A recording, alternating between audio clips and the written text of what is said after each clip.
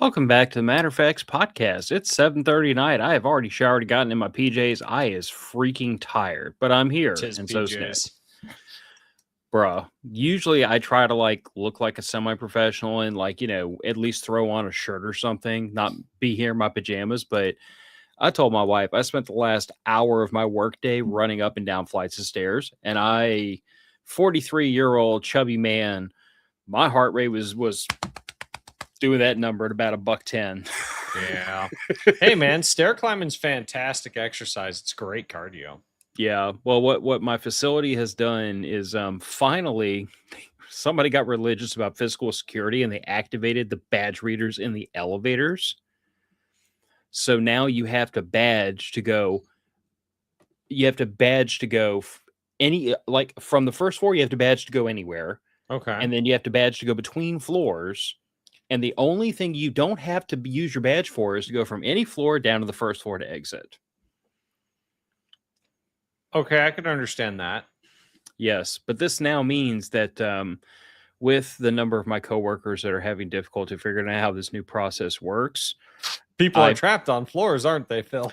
Well, it's making see, I don't usually take the elevators to begin with because it's a little bit of a bonus exercise, but also because I'm impatient as hell. So in an effort to not curse out a coworker about why are you taking so freaking long, wave your badge and let's head on with the show, I just say, hey, I'm gonna take the stairs and get some exercise. I'll meet you there.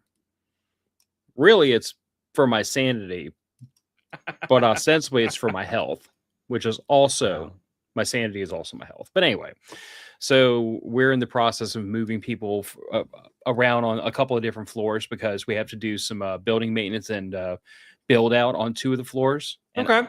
I have people on both of those floors who now have to move. Right.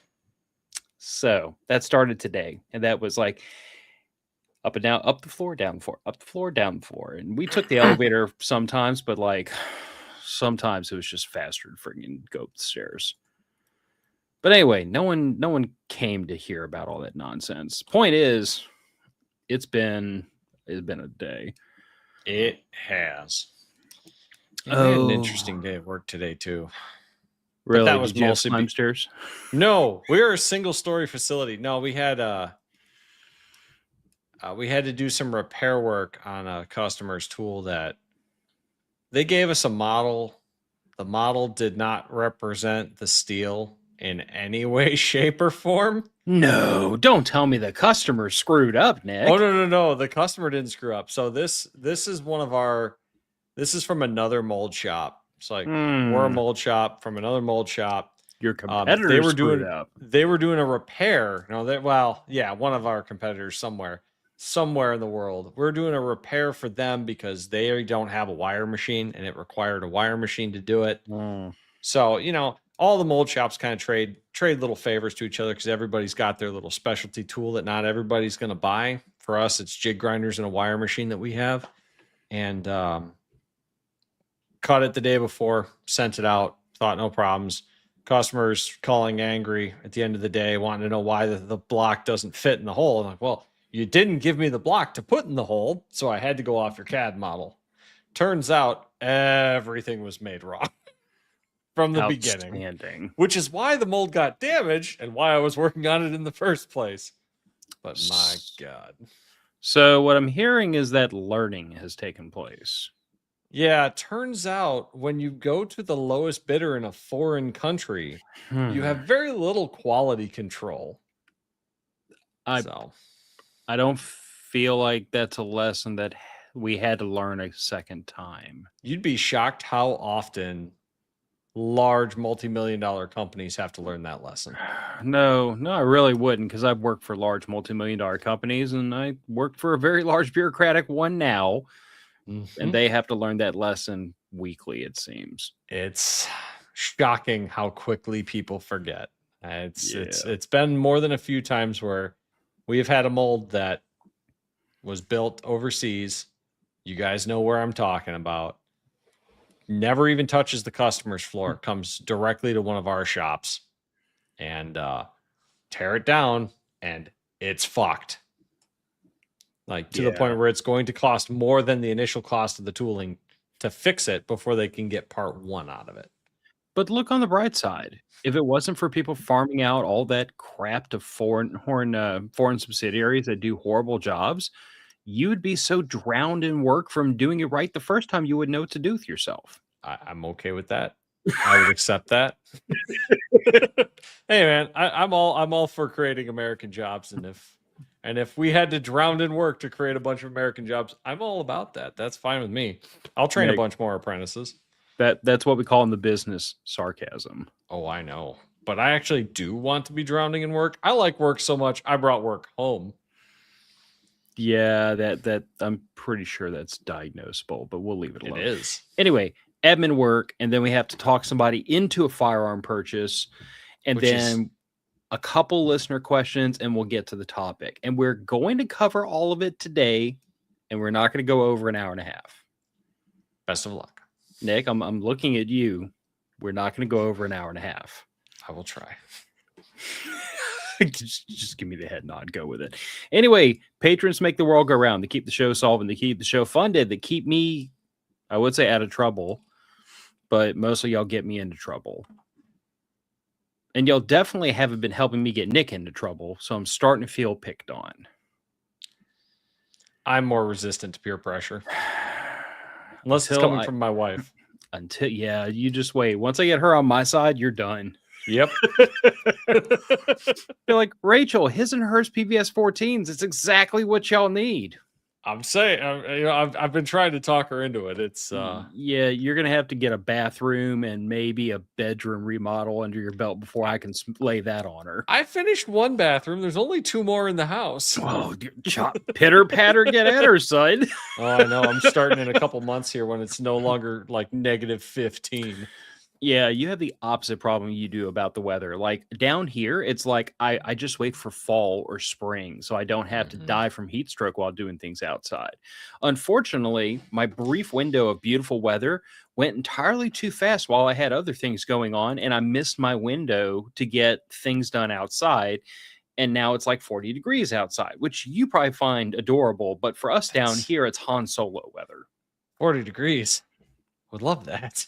Yeah, no. We had a 50-degree day yesterday, and today it was like negative 10. No me gusta.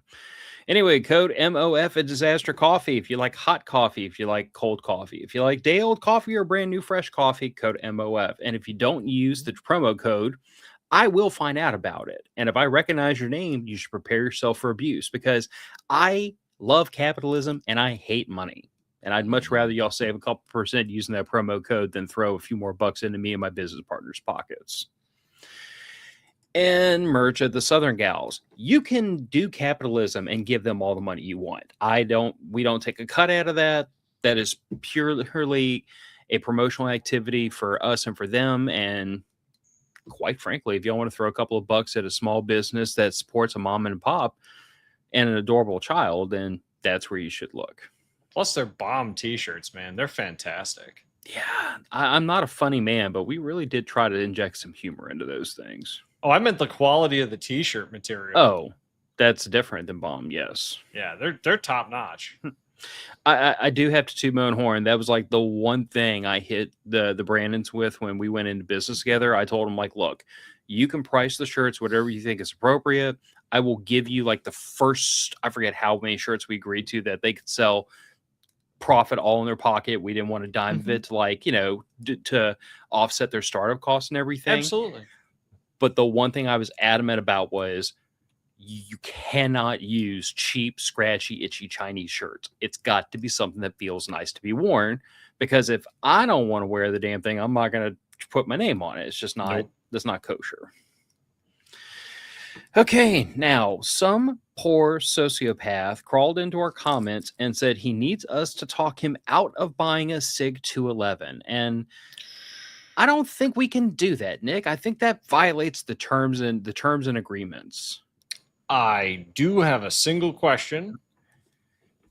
This is not the SIG. This is not the SIG that blows up when you drop it on the ground. I know. This is not the SIG that shoots yourself. That's fine. I mean, unless you're into that sort of thing.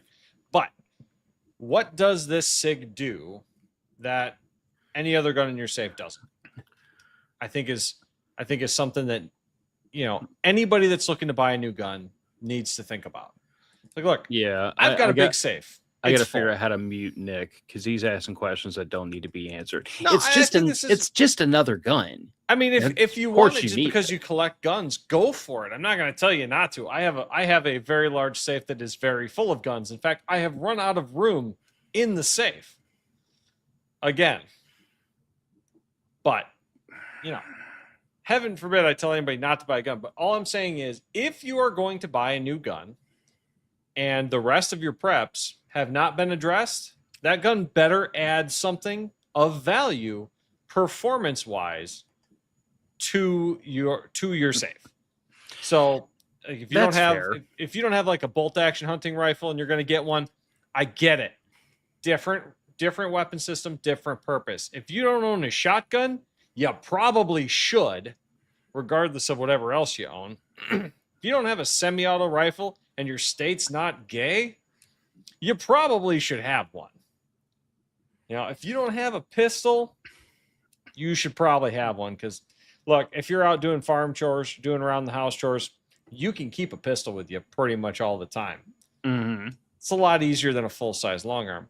But if you have a half a dozen handguns in a safe, the seventh one is probably not adding anything that you don't already have performance-wise. Yeah, Jeff Jack is asking if the 211 takes 320 mags. I don't think so, dude. I mean, I'm not super up on like 6 Hour, but I think the 211 is like 1980s, 90s design. Let's see. They take P250 magazines and 320 magazines. They do take 320 magazines. Only the 23 round extended magazines, though. Okay. They only take the full big stick magazines. Okay. Looks like. I do need a bigger safe. Yeah, with the recent acquisition of one of my father-in-law's handguns and 2 of his rifles, I am also out of safe space now. I listen. I had made the room for that Beretta. I was happy. There was nothing else going in there unless I lost my daggone mind and got a Barrett or some other associate 50 caliber. Mm-hmm. Or maybe a 338, but that's neither here nor there. But anyway, and then this happens. And now I've got a pistol and 2 more rifles that I got to go someplace. I don't know. I'll figure it out. You know what you should take a look at, Phil? I don't know how much space you've got for more safes in your house, but man, I really like Not the much. snap safe that I've got. That thing, I've got the Titan XL snap safe. There's not a single part of that safe that I cannot pick up and carry down a flight of stairs. It was awesome for moving. It beats the hell out of the last couple safes I had to move. Yeah, I'm not there yet. I got to figure it out. I mean, on the one hand, I did briefly consider like just get like an old school like I call them ornamental like gun cabinets, nice wood glass, pretty thing. Yeah, your daughter's old enough and seems responsible enough that it wouldn't be a problem. Yeah, and I mean the truth of the matter is I have a handful of firearms that I would think are pretty enough for like display. Sure, and that would free up space in the existing safe for like all business. Right. Business in the front, party in the back type of firearms. You know what I'm saying? Like the things that you use when doors get kicked in, that kind of thing. I believe Raggle Fraggle. Did you hear PSA backpedaled on releasing their budget 50 cal rifle? I would rather them do that than have rifles explode. I'm going to tell you that if you Google what the chamber pressure of 50 BMG is, I am A-okay with anybody. Oh, if you can't, okay, timeout. Raggle is saying that the ammo for the test and evaluation was too expensive. I'm going to tell you that if you're developing a 50 cal and you can't afford the ammo to test and evaluate one, you can't afford to develop a 50 cal. Correct. Period. End discussion. Like, I mean, you should probably be hand loading those rounds anyway for your T&E. Yeah. Because you're gonna want to find the failure points for the weapon. Yeah, but for that though, you need standardized proof rounds, which are a percentage over existing. And Oh no, I was thinking of like underloading, loading odd grain weights, stuff like that. Yeah, Rago saying their excuse, not mine. I hear you, bud. I'm just saying that, like, I don't know. If they put it out into the wild, I'm sure people will buy it. Mm-hmm. I wonder if it's going to wind up being like a lot of Palmetto State Armory's firearms, where they're bought, shot a little, and then stuffed away in the back of a closet after that. I think there's two kinds of people that buy from Palmetto, especially like their budget gun lines. They're either guys that are just getting into it and they beat the ever loving piss out of that weapon system and then build a better one and put that PSA one in the safe as their backup gun. Yeah. Because that was mine. My first AR was a PSA build, and I beat the bejesus out of that thing. And it was just fantastic. And see, I went the total other direction, and nothing I bought was top shelf for my guns, but I put them together from a bucket of parts. And I spec'd every last part that went into both of them. So of the two rifles I built, one was I think a $300 PSA rifle, and the other one was like a $2,800 rifle. Didn't I tell the two extremes? Didn't I tell you what I wound up figuring out that I had into my AR, my carbine that's rigged up for night vision? You did, and it was upsetting. I was upset. Well, night vision is expensive, man. Well, and the minute you start, okay, so in the name of full disclosure, like the minute you have to throw like a $200 and something switch and a $400 flashlight and an $800 laser box onto even a $400 AR, all of a sudden things get expensive very quickly. It's like when you buy a PVS 14 and like, oh great, now I need a helmet, now I need a mount, now I need this and that and that, and before you know it, the 3.5, 4 stacks you have in just your night vision optic just got another 25% laid on top of it in the shit you need to bolt it onto your noggin. It's just ridiculous. We got something interesting from Joe here. He's saying that PSA bought Panther and DPMS, and now he can't get parts. It's interesting. I never had a problem with PSA's customer service. Try reaching out to them on the social media platforms, because you get a different person than when you're reaching out to like customer service. I don't know if you're on Reddit, Joe, but PSA is fairly active on the gun subs. If you tag their username in your post, they will reply. And typically that's much quicker responses than a lot of customer service numbers. Yeah. And Jim's saying all my daughters learn to put together ARs with PSA parts. I look at PSA like I do the modern day Liberator pistols from World War II. It puts a thing in your hands that you can use to defend yourself and ostensibly get a much better quality firearm if necessary, should things ever go to 11. So I look at it like that. If it arms the populace for a reasonable amount of money, and even better, if it gets you into an AR and gets you out to the range and gets you out to the training circle, when if you had to spend 3 times that much on AR, you never would invest in it. Then that by itself, it's like the high point. Yeah, it's the high point argument. If a $250 handgun and a couple boxes of ammo gets you into the realm of the armed citizen, but a $500 Glock is something you just mentally can't put the money towards, then the high point has value to me. It does. I do think though that PSA is higher quality than a lot of people give them credit for their price point. I think I have worked on a lot of my buddies' guns that have been PSA build kits, and I've not found problems with them. And maybe that's good luck on my part. They've all been what I would call a rack grade AR. I'll give you that. I think what I have trouble with that statement though is like, I don't come into the argument with the preconceived notion that PSA is just the biggest piece of junk on earth. Like, you know, like it has met my expectations, and I feel like my expectations of them were fairly reasonable, functional, and I would say combat accurate. Yeah. If anything, the only AR I've ever had my hands on that I legitimately had concerns with how it was put together It was a gun shop special. It was one of these where it's like a gun shop and there's the dude in the back puts together ARs with cute Ah, paint jobs and anodized parts to sell on the rack. yeah. It was one of those that was put together by God knows what, and I never got a chance to like put gauges into it or measure things, but it didn't, something about it didn't feel right. Hmm. Put it that way. That's possible. I mean, Something about the way the bolt and everything went into battery. Like I advised my friend, I'm like, you really want to like be careful shooting this thing, or you really want to go get like a go no go gauge set or borrow one from somebody, because I'm like, it doesn't feel right.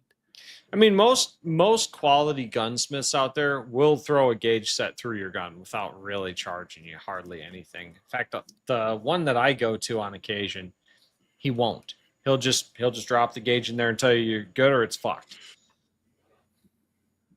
Yeah, Stewart has actually groused me on multiple occasions that I need to invest in go no go gauges for a couple of things, at least for 5.56. And Yeah. Fortunately, I know I have a buddy that has all those gauges for 5.56, 30-06, and 300 Win Mag, and I've just been able to kind of ride on that, not having picked them up myself. They're not that expensive. they're really not. And if you only get one, the field gauge is probably the most important, in my opinion. I think it is, because that's, if the field gauge shows you an issue, you must stop, do not pass go, do not collect anything, put that weapon in the rack and get it inspected by someone that knows better. Yeah. And if you don't know what a field gauge is, just take my word on it. There are three gauges. There's go, no go, and what they call a field gauge. Mm-hmm. And I've always been told, like, you know, the go gauge tells you that, what is it again? It's what you're looking for is like the chamber should swallow the go gauge. It should Mhm. not swallow the no go gauge, Correct. and it definitely shouldn't swallow the field gauge. So Yeah. if ever you drop a field gauge into a weapon and it will, like, that bolt will close all the way, you take the firing pin out of it and you put it on the rack until you figure out what the problem is. Mm-hmm.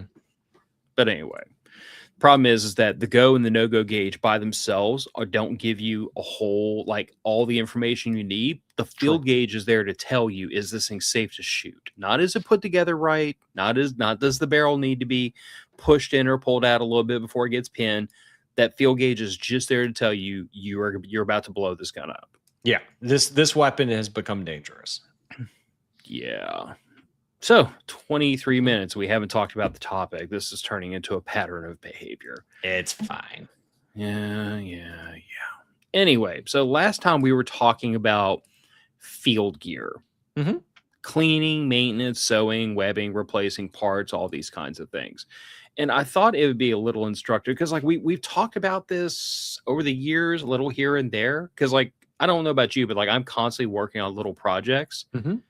And it's rare for me to have, like, all that stuff sitting right here by my feet so I can pick it up and show it to y'all. Mm-hmm. But, so I thought I would start with this. I actually was, nope, wrong one. All the Chi-Com gear looks the same. Yeah. So in the name of full disclosure, you're going to see a bit of Chi-Com gear and a bit of, like, old Army surplus stuff. And I actually didn't bring my pistol belt because I'm in the middle of ripping it apart and redoing it. But you know. Yeah. Me too. So for those of you uninitiated, this is an very old, actually, according to the stamp on the back of this, 1976 production. But I need to, like I was telling Nick, I actually have a really nice stamp on the back of this that I need to do some research on, try to figure out what the origin of this thing is. But it might have actually been issued at one point, which is pretty cool. Yeah, it looks in surprisingly good condition for issued gear, but it's, you never know. Yeah. But in any case, so this is a completely unmolested, untouched, what they call a Type 56 chest rig. And the annoying part of it is that the Chinese call the SKS and the AK Type 56 weapons, and therefore they called this thing and the AK chest rig or bandolier Type 56 as well. So it makes things a little confusing. Thank you, China. Yeah. But the reason the reason I pull this out is because I have one of these that's now loaded with stripper clips for the SKS that I now have. Because if you have an old Milsurp SKS, why wouldn't you spend a couple of bucks and get a nice old chest rig to hold your stripper clips in? Because if you're going to be a nerd, be a nerd. Embrace the nerdiness.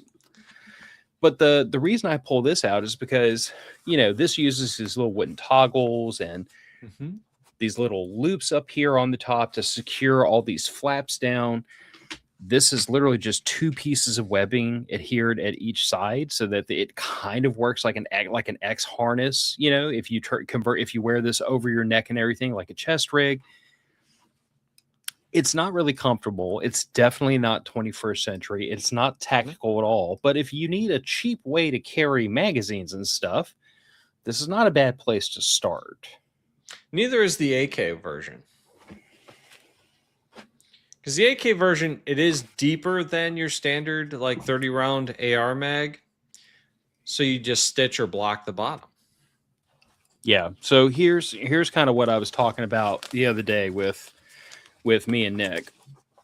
So what I've done with this, also Type 56, but this is an AK chest rig, is I removed all the wooden toggles.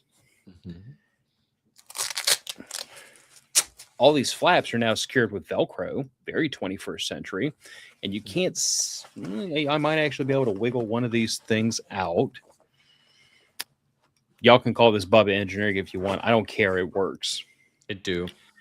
This is medium density fiberboard because at the time I did this, I was building subwoofer boxes as a side business out of the house.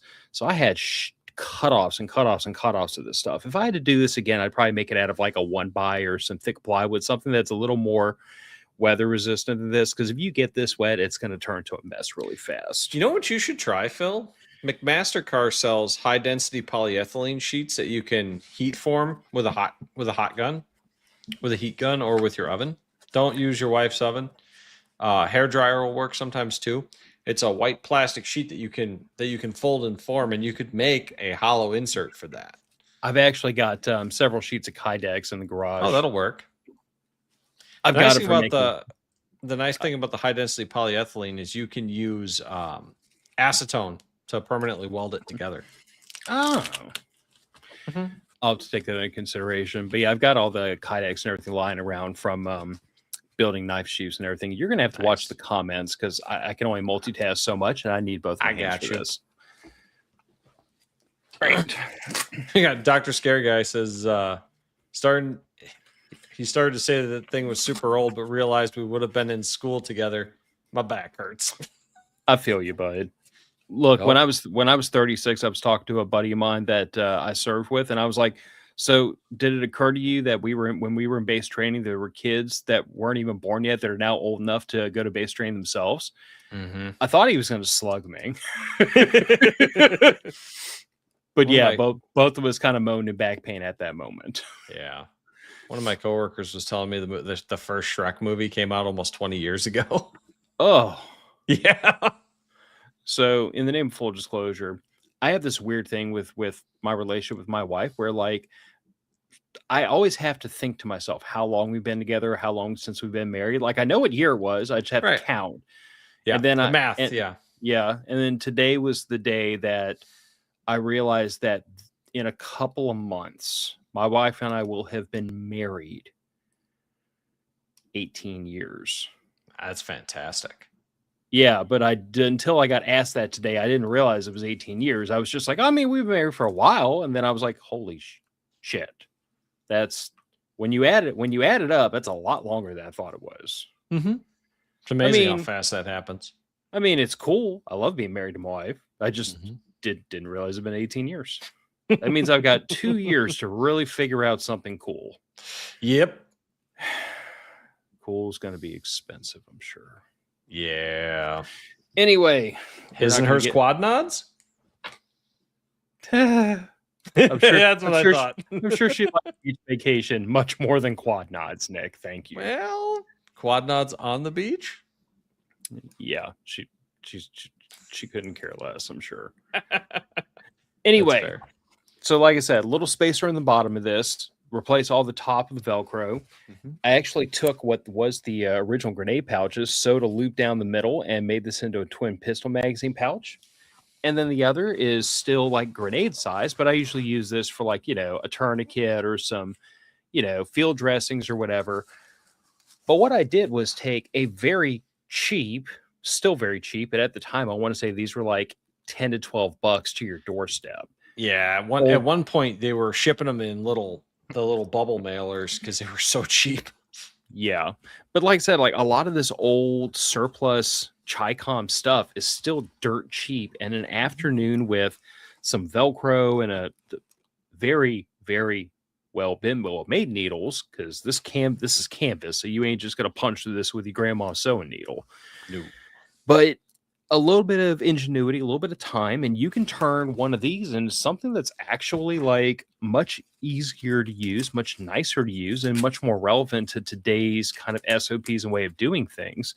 Mhm. And if you didn't want to go this route, your local Army surplus store probably has a ton of Molly stuff, not a ton of Molly, a Oh ton of my gosh. Alice stuff in the back. The old school, think like post Vietnam, pre GWAT, like Desert Storm vintage, the old pistol Mhm. belt and the H harness or the Y harness suspenders, and you get the canteens with the canteen covers and the magazine pouches that hold 3 each, plus little pockets on the sides for grenades. You can outfit yourself for not a ton of money.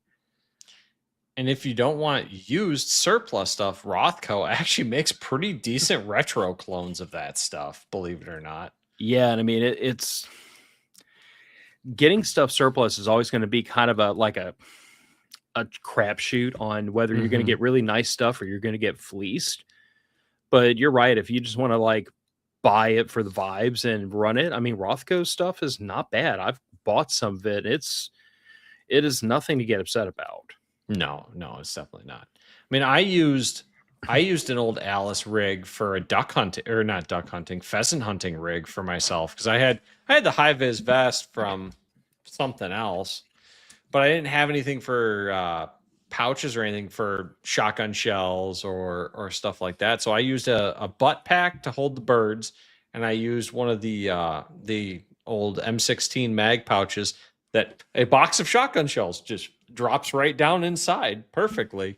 And I was all set to go for a last minute pheasant hunt I got invited to. It was pretty great. Worked out really good.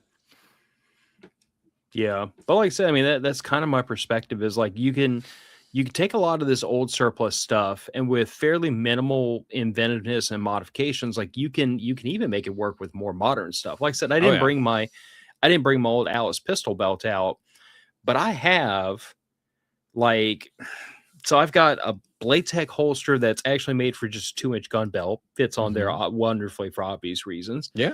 But then I've got like stuff that's meant to be on Molly, Hmm. and I mean, if you just wrap the straps around around the pistol belt, of course it flops around a whole lot, but you'd be surprised what you could do with zip ties. Yeah, you can do a pretty good job with that. I mean, I just finally replaced my old Alice H harness with that's on my belt with the one we got from Rebel. That's for the med pouch. Hmm. I've got to get a couple of more pieces of 1-inch webbing to lash the front of it together, and then I'm going to be all set. And that's a nice lower profile option for that war belt over the old Alice, which I just had. I think my war belt had a couple little plastic like D rings. I just clipped Hmm. the old Alice snap clips right through that. Worked out great for many years. I've been running that belt since 2010 Yeah, I mean, with that H harness. I hate to quote the old generic statement, but like if a bunch of idiot privates couldn't screw it up, it's at least tough enough for you to take out to the range or to the Mhm. mill sim a couple of times. Like Yeah. a lot of this, I mean, there's a reason why for all these years I was stuck with old Milsurp stuff. It works. I mean, it Mhm. wasn't until recently where I finally unloaded the old Condor and got into Rebels kit, which is right here on the floor behind me. Yet another of the projects I'm eventually going to get to one day when I'm not drowning in other crap. So Phil, have Yes. you ever taken a class with all that kit on? No. All right. I know you spent time in the field in kit in the military. Yes. For those of you that haven't, those of you that have not yet taken a class with all your kit on there, you're going to get sweaty. That shit is hot. It's uncomfortable. It's going to get packed full of dirt and random other crap. Mm-hmm. Phil, what is your after class, or let's say after field exercise? How do you take care of that nylon gear? So the last time I was in an operational theater, really and truly, there was like, especially back then, there was no like take it and throw it in the wash or anything crazy like that. It was a lot of damp rag spot cleaning, and you had to be careful because these were like the old ceramic plates that didn't tolerate a lot of bull crap or getting wet or anything. But really, it was a lot of like get rid of the dirt as much as humanly possible, and not for any sense of like, not for any sense of vanity, but purely just because I don't think most people understand like how much dirt and sand will abrade nylon if you let it sit in there. And we haven't gotten to clothing yet, but this applies to boots. It does. The first thing I do every time I get done with a camping trip or a hike or anything is I go home, I take my boots, I like, clomp them together really hard to get all the dirt and everything out of the soles and everything. And I'll leave them, especially if it's been wet. I'll leave them for a day to let the soil and everything dry out. And then I will clean the treads. I will clean the leather. I will pull the tongues out. I'll pull the laces out if I have to. I get all of the dirt and the sand and the crap out of those boots because it will abrade the boots and wear them out prematurely. Yeah. And I can't speak for the rest of y'all, but a $220, $230 pair of Solomons ain't something I'm willing to burn up prematurely just because I'm too lazy to clean them. So what I tend to do is, first thing I do when I get back from a class, I lay out all my gear on a folding table, all of it. And it sits out, obviously take the magazines out, take the guns out of it. No, it lays out pooper until it dries. Well, if I'm not going to be home, I don't want to leave a gun just sitting loaded in a holster on my table in my basement when I'm not home. You live in Illinois. I'm surprised you don't have just guns like lying on the side of the road out there. Well, we do, but those are usually attached to a body. And sorry, about I'm 5 being to an 15. No, you're not wrong though. The number of people I know that have found a gun laying alongside the highway in Illinois is not a small number considering our laws. But what do you do with a gun after it's created a body? People just chuck them. Because I don't know. They just do. But I lay my gear out so it can dry out. I'm a big guy, sweaty guy. You're going to get hot and sweaty wearing the armor. So what I like to do is I like to pull my plates out and pull I've got the trauma pads behind the plates just for comfort because those foam pads, they actually make it quite a lot more comfortable. Pull all that stuff out so it can all dry out. And then I will take just usually like a broom and just scrub all of the dirt and mud and crap off of that stuff just so you can get a good inspection in on everything. And what are you inspecting? Stitching, first off. Stitching number one, look for anywhere that your stitching could be coming loose. Look for any attachment points that could be wearing out. So like on Rebels gear, it's a lot of Velcro, right? Velcro does degrade over time with use. It does. My old plate carrier had Cobra buckles on bungees. Those bungees would start to fray from where they were cut and heat sealed. And as they started to fray and move up closer to that Cobra buckle, at a certain point, you had to replace those bungees. And then usually after that, I'm looking for anywhere that is a wear point to see how the nylon's holding up. Bottom of your magazine pouches in the corners, especially on an AR mag or an AK mag, that's the point that's going to start wearing out first. And if you don't care that there's a small hole in it, fine. Nylon will technically rip stop, but it will eventually wear into a larger hole. And so if you can couple of stitches in that to close that up before it does start really getting away from you, you can extend the lifespan of those mag pouches and a lot of your other kit.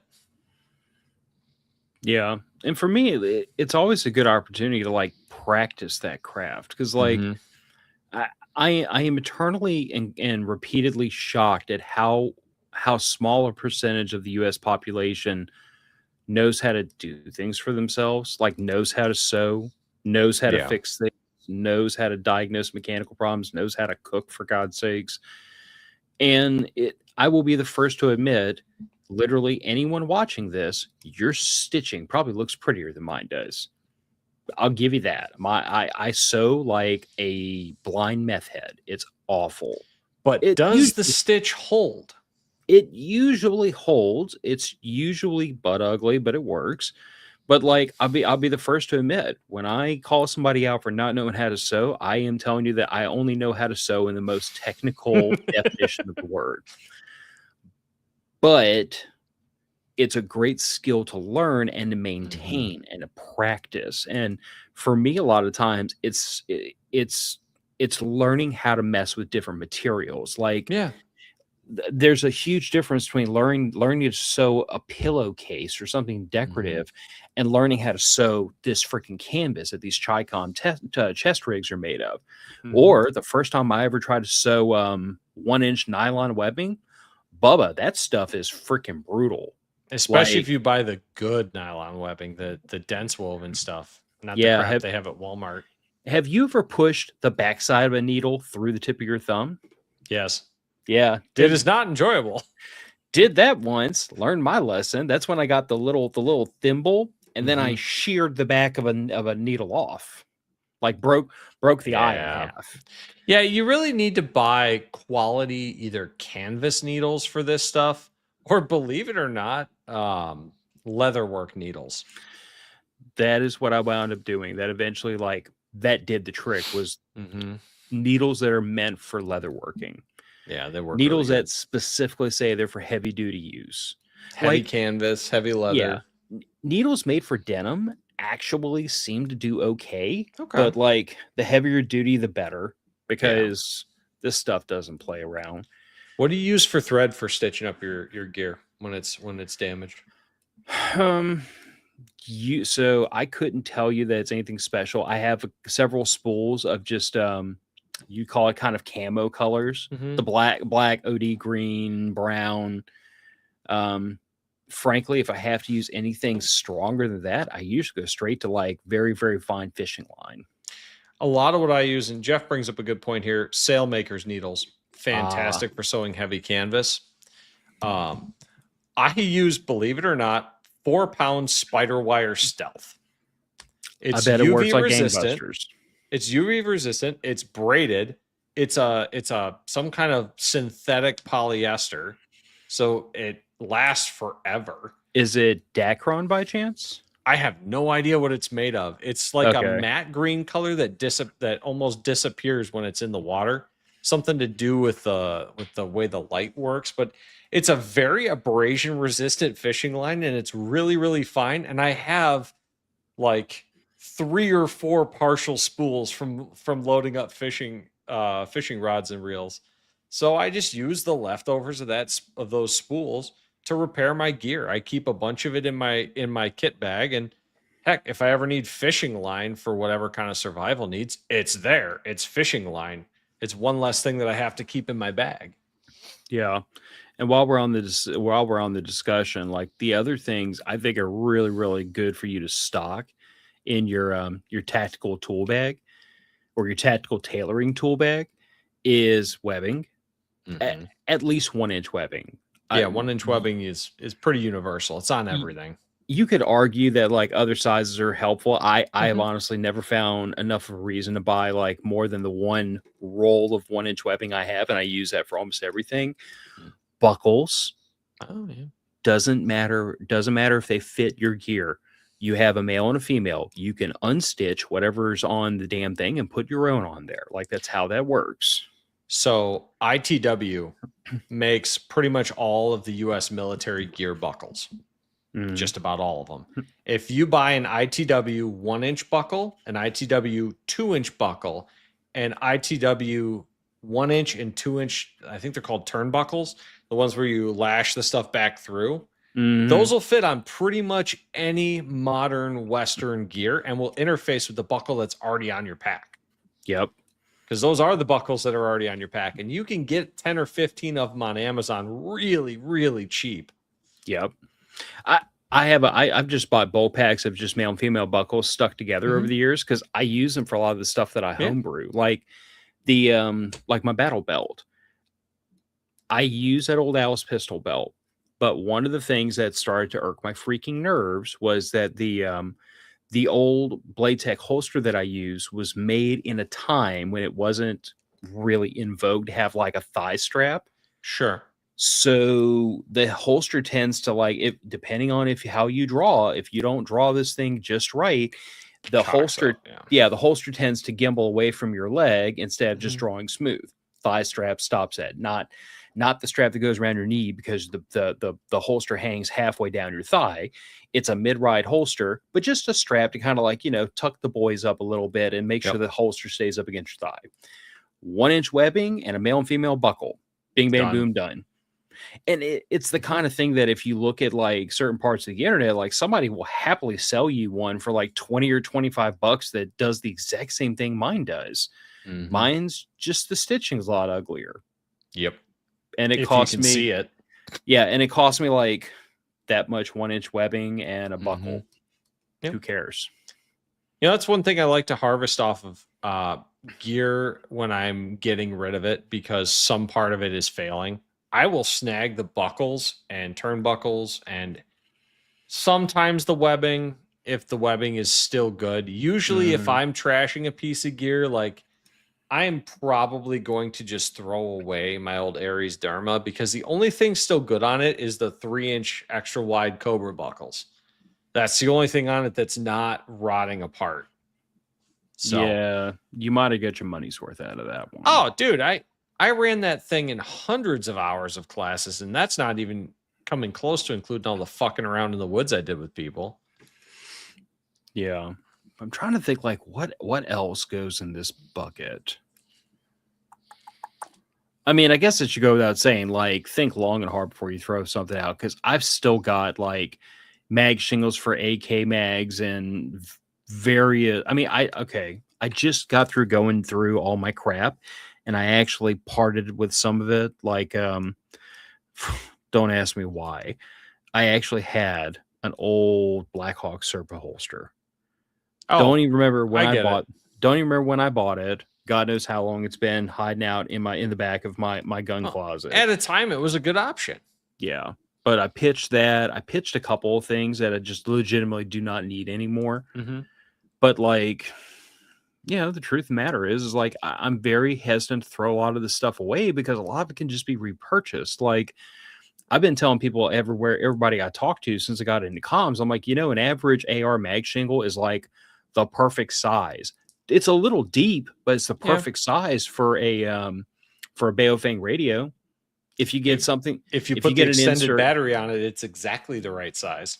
or if you get a shingle for like a DMR, like for Mm-hmm. a 308 caliber 20 round magazine, Baofeng drops in his pockets perfectly They do. with plenty of space on the sides for your comm setups, your comm cables, and everything. Mm-hmm. But it's that kind of thing, though. It's like I hate to throw that stuff out because I know it can be repurposed for something. I mean, at this point, I've got a whole spare plate carrier and probably enough crap lying around to build an entire other set for somebody if I had to. You probably should. I mean, if you have it, why wait to put it together? How do I smooth talk Mrs. Matter of Facts into taking pictures wearing body armor? There was mention of a beach trip earlier.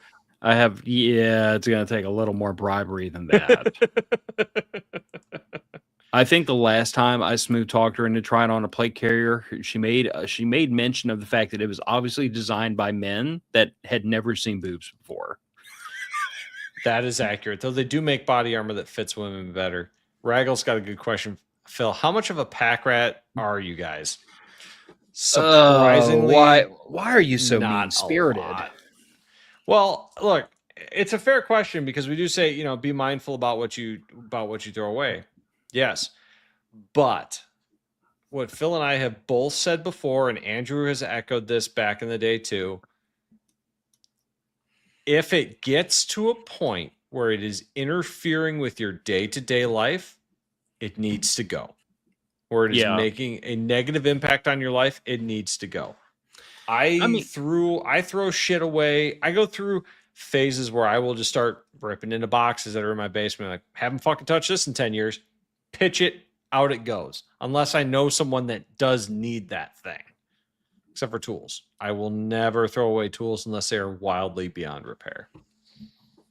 yeah. I mean, I think for me, it really comes down to like, I don't consider myself a pack rat. I keep a lot of stuff like lying around and I keep it filed away as much as possible. My wife is going to bust my ass if she happens to hear this right now because she would call me a pack rat in a split second. But like, I would like to think I'm very good about not bringing more shit into the house unless I can genuinely think of a reason to bring it in. Mm-hmm. Like, if I'm offered something, I'm not just like, oh yeah, free stuff I'll take. It's like, no, thanks. I don't need that. Yeah. And especially like, helping my in-laws downsize and having recently helped my sister and my brother-in-law pack. I have had a lot of crap offered to me for free 99 if I would just put it in my truck and take it home.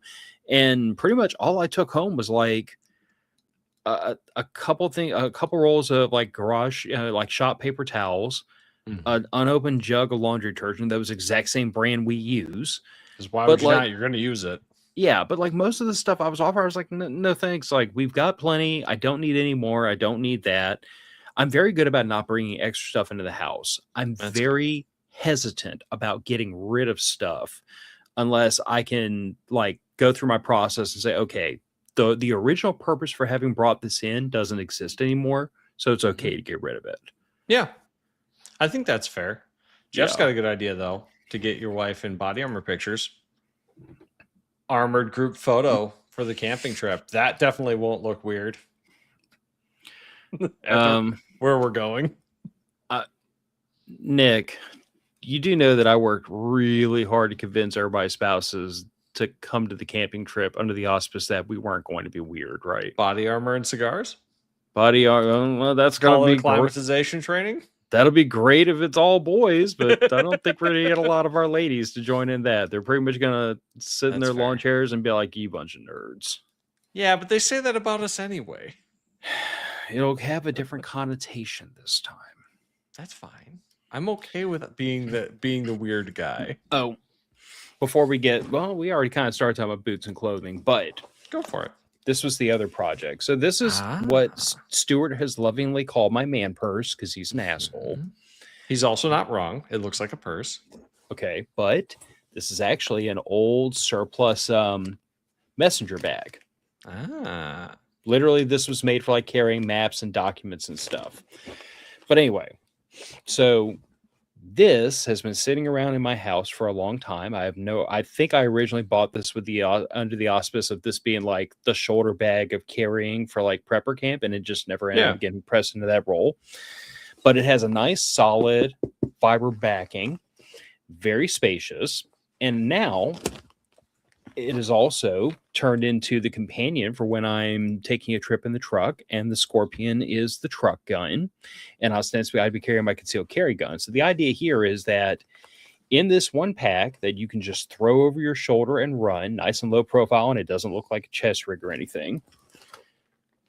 You got three 30-round Scorpion mags, 2 pistol mags for my daily carry gun, and an entire IFAC worth of stuff just shoved down in here. So I have right here basically the contents of what you would keep in a chest rig. And it just hangs off my shoulder. It's quick to throw over my neck. I can grab what I need and run.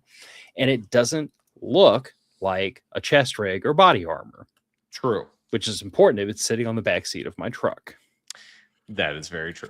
There are a lot of benefits to having things discreet. But the reason I bring this up is because this isn't just a bunch of stuff thrown into a bag. This is how you make those that big mag shingle for those Scorpion mags sit in here and not move around and act like a part of the bag as you cut holes through the fiberboard, the exact spacing of Molly, and snap this in place. And then you take your pistol magazine shingle and you stitch it into this pocket so that it will never come out.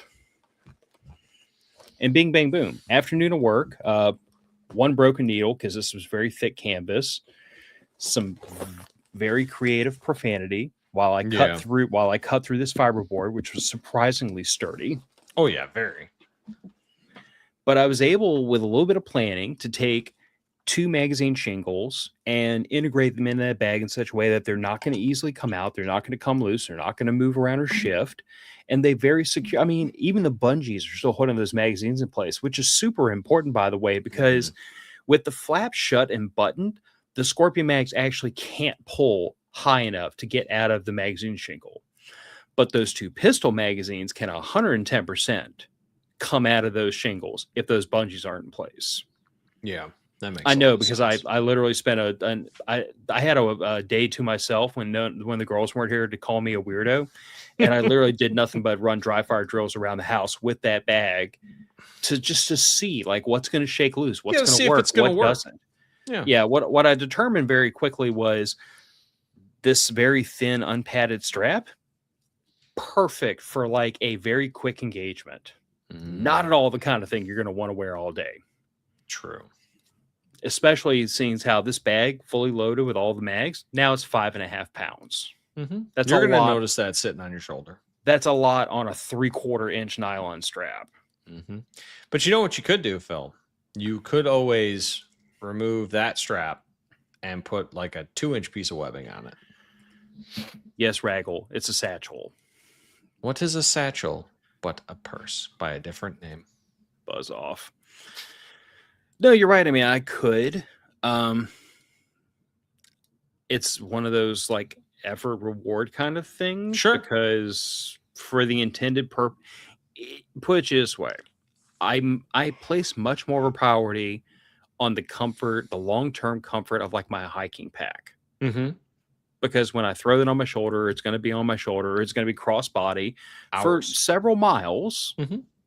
And I don't want to have to constantly like pull and tug at it. And I definitely don't want to have to carry it. This thing, in its intended use, is literally, I need to get out of my truck and do hood rat stuff for a few minutes. And I need extra magazines. And I need things in case I get hurt. And then hopefully I'm going to get back in my truck and leave. That would be ideal. So long-term comfort's not really baked into the pie because it's not really one of the mission requirements. That's fair. That's very fair. I mean, you need to choose your gear based on what you are going to be doing, what you intend to do with it anyway, with a little leeway for margin of error. Yeah, I mean, all that is all perfectly fair. It just comes down to like, if you can't purchase exactly what you need and you have a little bit of smarts about you, you can usually make it, which is actually what I want. I don't know how much I want to get into it right now because it could turn into a rabbit hole really quickly. But I have a new project to deal with. Like I didn't already have enough lined up behind me. It occurs to me, I normally keep about an IFAC worth of stuff in my work backpack. Sure. It occurs to me that in the event that I had to like quickly unass my desk, I don't want to have to drag the entire backpack worth of work crap. I really just want to be able to grab my stuff, which is the medical stuff, an emergency ration, and like a quantity of water. Sure. And I want to be able to grab that stuff and bolt. So I'm kind of in the mode of thinking right now about, do I have a small pack or could I purchase a small pack that's about the right size to carry all that to fit inside the work bag so that if I have to, pump and dump, I can literally just reach in my bag, grab that bag, pull, and then just jet. So what I use for my hiking bag for a medical bag is actually a little Condor like 4x6 pouch that about the size of an IFAC. Yeah, that opens completely up. I think it is their old IFAC pouch. I don't know if they make that exact model anymore, and I think I've seen it on your hiking bag. And I would just leave that loose in my backpack in a specific spot. That way I could just unzip, reach in, pull out, and there's my med stuff all in there. That might actually work. I actually have that exact same IFAC pack on the back of that old plate carrier. That's my old hike. That's my hiking pack. It's actually too big to fit into my work bag with all my other crap. But the little Condor would probably be just about perfect. Jeff had a good idea for you, Phil. The Velcro on shoulder pads that wrap around like the main strap for your body armor sport, you could just throw one of those on that satchel. Yeah, I It'd be could pretty if easy. yeah, if I cared enough. Yeah, if you cared enough. I mean, if it's not a priority for you, it's not a priority. No, it does exactly what it's supposed to. Good. That's what And matters. and it irks Stewart because I refuse to call it a man purse. Got to get some fun at it. Fun with it when you Oh, can. he has plenty of fun with me, trust me. Mhm. But yeah, that's really about all I can think of as far as like maintaining your gear. I mean, it's one part cleaning and one part fixing this stuff. And I really just think like at the end of the day, the one thing you kind of breezed over, even though we've talked about it more in the past, you talked about like how when you get your equipment sweaty, the first thing you have to do is like really dry it out. Do not let Yeah. moisture build up in it. That is boots, that is clothing, that is field gear, that is everything. That by the way is tents and sleeping bags. That's There's nothing harder to everything. get out than mold once it gets in. And even before mold, literally no piece of fabric likes staying wet. Yeah. None. Your very first priority at all times has got to be to keep your gear dry or dry it out.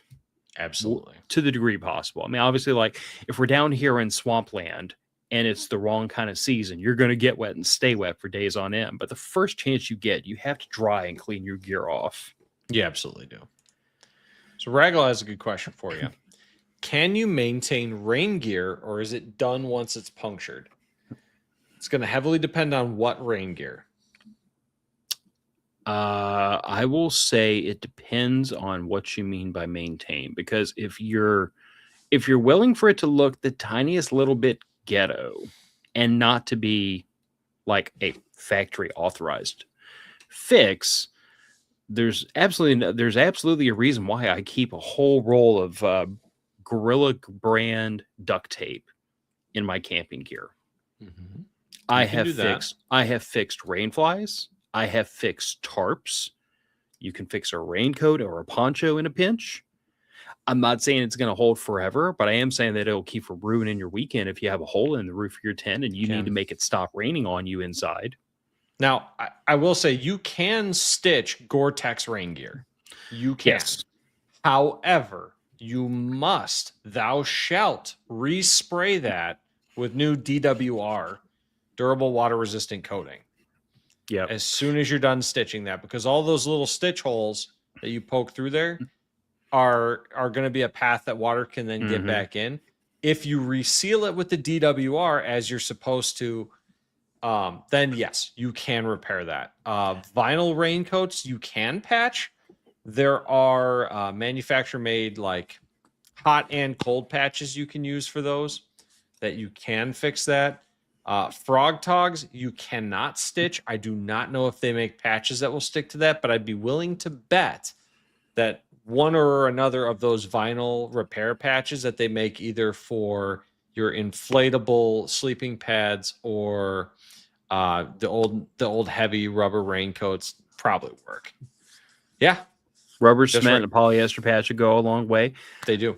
I'll say this much as far, and this, you could get away with this on a really small hole, but this just comes in handy for all kinds of stuff. You and I talked about the single-use super glue tubes? Don't use that on nylon. No, not on nylon, but on a variety of other things. The only trouble with super glue is it gets too brittle. It'll crack off. True. But shoe goo works very well for that sort of thing, for a somewhat more permanent repair. Yeah, that's why I said earlier, it really depends on how you define repair. Because the way I approach a lot of this is that like you're out in the field, you need something to get the thing fixed and get back in action, and you'll do a proper repair on it when you get home. Yeah, which is why I lean towards stuff like duct tape, super glue. Yeah, because you can patch it and you can roll it and you can get back in action.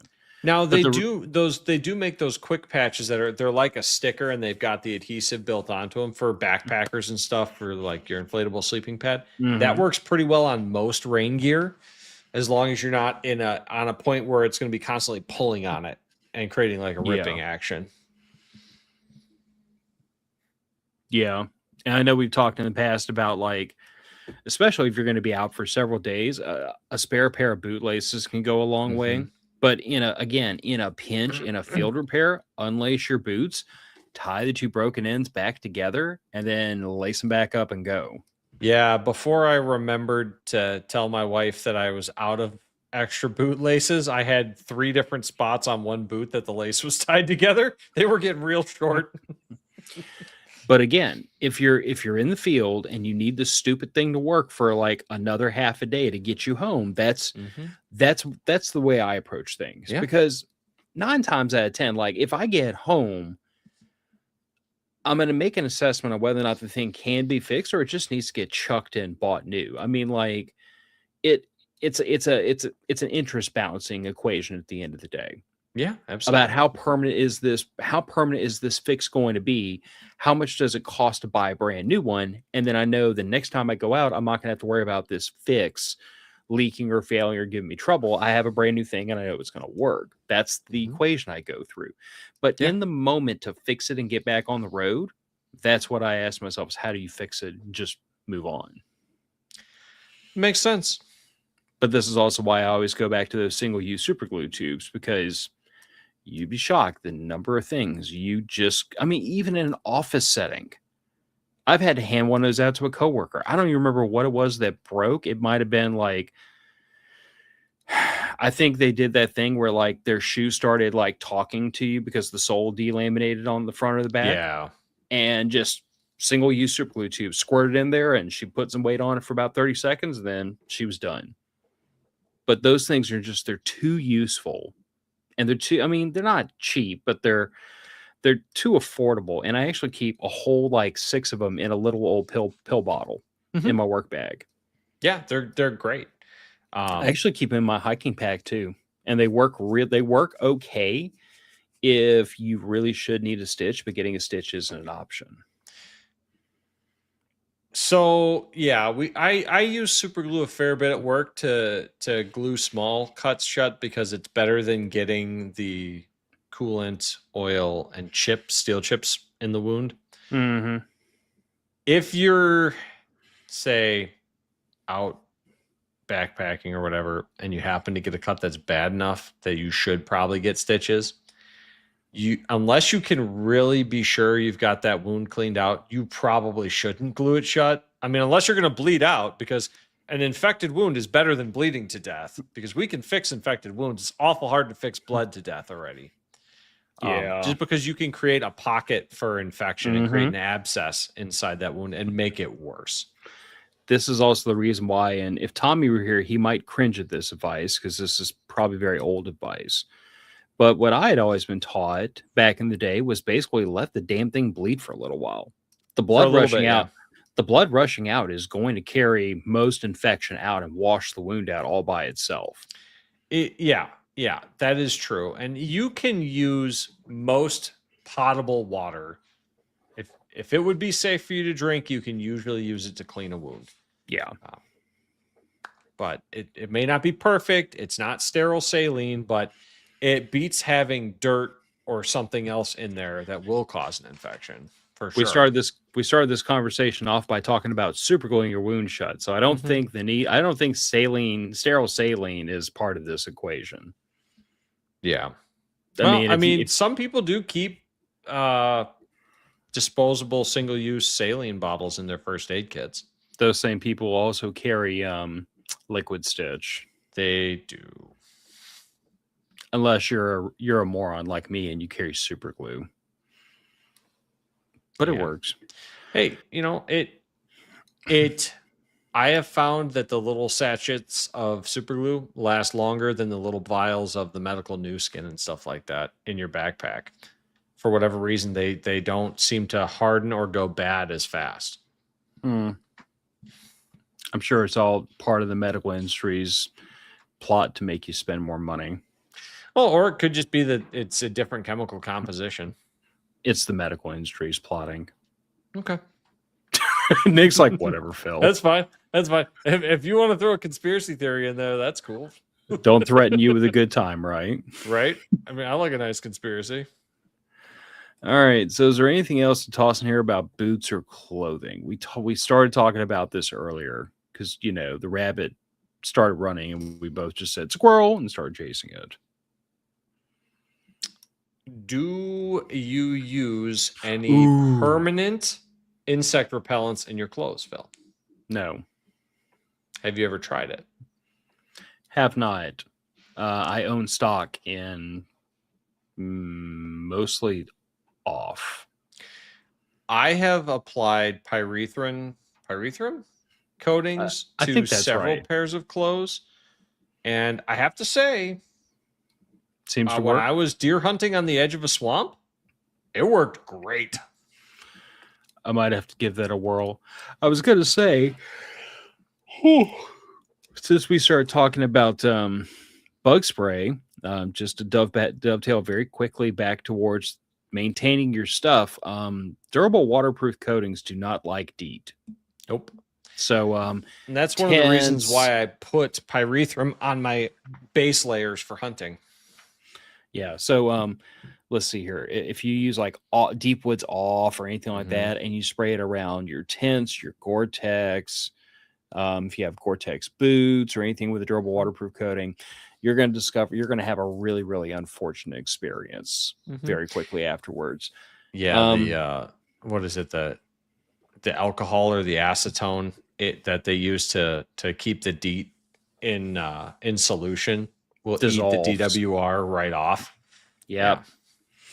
Yep. Seen it, done it. Everybody's heard that story. My wife still hasn't lived it down.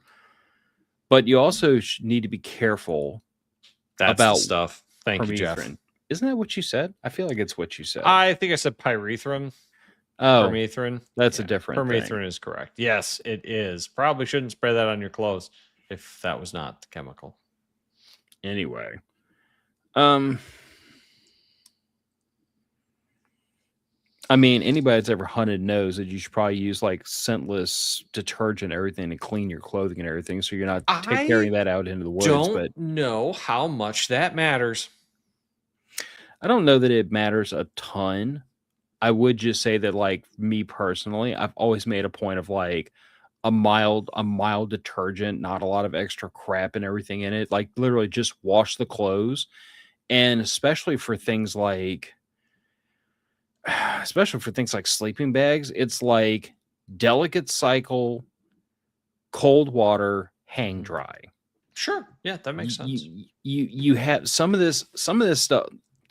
I mean, coming from the guy that used to just chuck a whole duffel bag full of crap into a laundry machine and hit the button and didn't give a damn if it got ruined or not. Yeah. Privates are privates for a reason. But like some of this stuff, especially once you get out of the surplus world and you get into like specialty camping, hiking stuff, some of this stuff has very specific laundering instructions, and it would behoove you to pay attention to them and make sure that in the process of cleaning your stuff, you don't F it up royally. Yeah. I mean, that's part of maintaining anything is following what the manufacturer tells you to do for how to maintain it. They all come with that little instruction booklet that everybody throws away without reading it most of the time. And that usually has your care instructions in there in pretty good detail. Oh, speaking of which, I don't remember if I wore it to summer camp or not. I probably had it with me. My old black Polar Tech fleece jacket. I don't remember if I had it in Michigan or not. I remember you wearing a quite heavy jacket while we were up in Mackinac City when it was blowing sideways. I don't remember if that's what I brought or not. But anyway, so I was issued that in 2003 while we were spooling up to go to Iraq. I just had to retire it a couple of months ago. That's a good jacket. 10 years. Yeah. No. Not bad. No. I'm sorry, Nick. It's 2026 now. I'm old. 20 years old. Oh, yeah. That's a good point. Yeah. Finally, one of the two zippers fell off, just kind of ran off the bottom of the track and disappeared. But yeah, had holes in the pockets. It was time to go. It was time to let it go. I just had my mom. She's a much better seamstress than me or my wife. Just had to put a new zipper on one of my jackets because I like it so much. I went ahead and let this one go just because, like, if I I mean, replace the at zipper, the 20 poor, years, yeah, the yeah, nylon's probably gone. This was a zipper that from the factory was never quite right.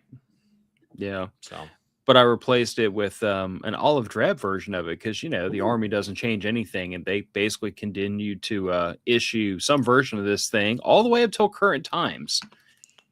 So, Is that fleece that I see pretty much every guy that's ever served wear? That's a quality fleece. I know exactly which one you're talking about now. oh hell yeah, it's I've been quality. thinking about it. It lasted through 20 years of hell on earth with me. It's been all over the world. But Yeah, it finally that'll said be enough is the enough. fleece that I see every kind of close to GWAT vet wearing. My buddy's got two of them. I'm certain I know exactly which fleece you're talking about. Yeah, check the tag on the inside. Bet it says Polar Tech. He is such a cheap ass. I guarantee you it's the one he was issued in basic. One of these days, we're gonna have to do like a study of GWAT vets. I swear to God, there's got to be so much weird shit only us do, and every one of us does it. I mean, you already called me out because it's like, okay, Phil, dude, you own a coffee company, you do a podcast, you have a beard, and you have tattoos. You're the GWAT vet. I'm saying, man, you wrote a book, you promote coffee, you got yourself a podcast, full sleeve, and then you're there. Full sleeve, and then you're there. You know what? Just for that, I'm not getting a full sleeve ever. Just out of spite. That's fair. Oh, I really can't think of anything else to throw in here, though, man. I mean, I think that's good. Do we want to tease next week? We should. We should. So, I don't know whose idea this was. I'm going to give it to Nick, though. I think it was Nick's idea. I thought it was your idea. Well, if it turns out poorly, I'm definitely going to blame it on you. Oh, that's fine. I will accept the blame. And if it turns out good, I'm going to steal the credit. Good. Yes. Anyway, like a proper boss. Exactly. Like a proper politician. Yeah. Ouch. Anyway, Nick and I are going to dream up a nickname for his wife. Unless we want to rename her Mrs. Matter of Facts, and my wife would become Mrs. Raising Values. The patrons seem to call her Mom. Yeah, she does kind of have mom vibes. Well, I mean, she did momming correctly. MOF mom. Good.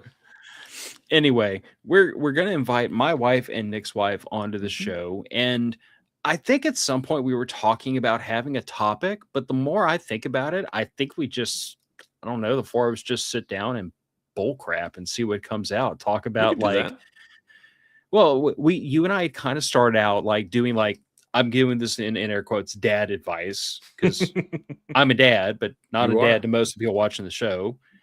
But like, giving just, I don't know, life advice, talking about relationships, talking about how the two of us met our spouses and what the hell possessed those two to tolerate us, for God's sakes. I mean, my wife works of decision making at a critical moment. Well, my wife works with special needs children, so I'm just assuming she loves idiots. Mine also works with young children, so it makes sense. Didn't you and I have this conversation though about like we did? So you got you, me, Eddie, and Chris. All four of us are married to teachers. Yep. Yeah, there's a type there. They're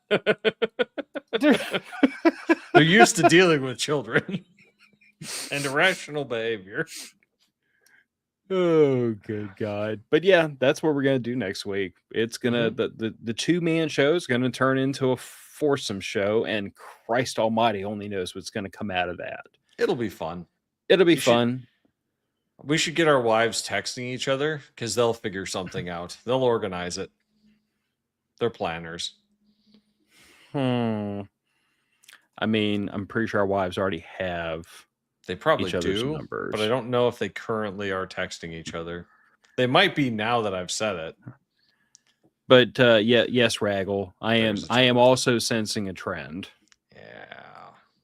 Although Nick and I came to that conclusion when we started talking about our various hobbies, and I'm like, oh, great. So two nerdy guys that both grew up playing Magic the Gathering and tabletop RPGs Yep. who are borderline on the autism spectrum, almost certainly. Yeah, probably. My wife told me she thought I was the other day, a while back. Whatever. I told her it's a good excuse for me to make a rideable miniature train in the backyard. Yeah, we've been watching Big Bang Theory a lot lately, and that's a great show. Yeah, it is. It's a great show, but every now and then Sheldon will do or say something, I'll be like, shit. Have you ever watched? All right, you need to go. There's a YouTube channel that did Big Bang Theory, but without the laugh track. It's weird. Well, Rachel, I think what it says about the husbands is that we had the good sense to marry women who were used to dealing with children. Yes. Kinder, smarter people than us. And y'all get the best of both worlds. Y'all get fully grown adults capable of making money who are young at heart. Yes. That's a nice way of saying, young at heart, acts like a child sometimes. Young at heart, old in the joints. Oh, that's the best of both worlds. That's the worst of both worlds. It is. It's like my brain says I'm 12. My body says you're 80. It's not my fault. They didn't come with grease zerts. I would have used them. All right. But yeah, Rachel, you and my wife can talk, and whether or not we have a topic or it just winds up being a melee between spouses, God only knows. But that'll be fun either way. It will be fun either way. But that's matter of facts for the night. It's almost 9 o'clock. It's actually not my bedtime yet, but I'm very old and I climbed enough stairs and I'm frankly tired. And I've got at least 3 hours tomorrow of climbing stairs again. Well, you know what, Phil? You did want to work on your fitness. I knew you were going to say that. This. Hey, dude, today was a cardio day. I didn't want to do it either, but I did. Nick, I love you to death, right? Yep. But sometimes it's a really good thing that I can't strangle you through this computer screen. I know, right? And I'm really quick over short distances, too. I'm telling you, though, if I ever get Rachel on my side, you're in trouble. Yeah, that'll be a problem. It's like there's only 2 people I really can't say no to. Yeah. Well, her and my grandma. You don't say no to grandma. No, can't say no to grandma. All right. Matter of fact, going out the door. Good night, everybody. Thanks y'all for hanging out with us. I saw Dr. Scary Guy in here for a little bit. You're on my list to try to get back in touch with. He actually reached out to me through Facebook. Nice.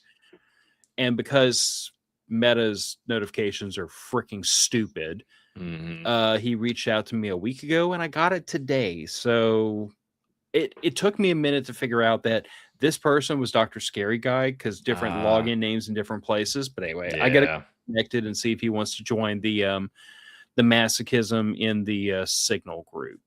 It's fun and informative. And no, Raggle, I sure haven't. I'll talk to you offline.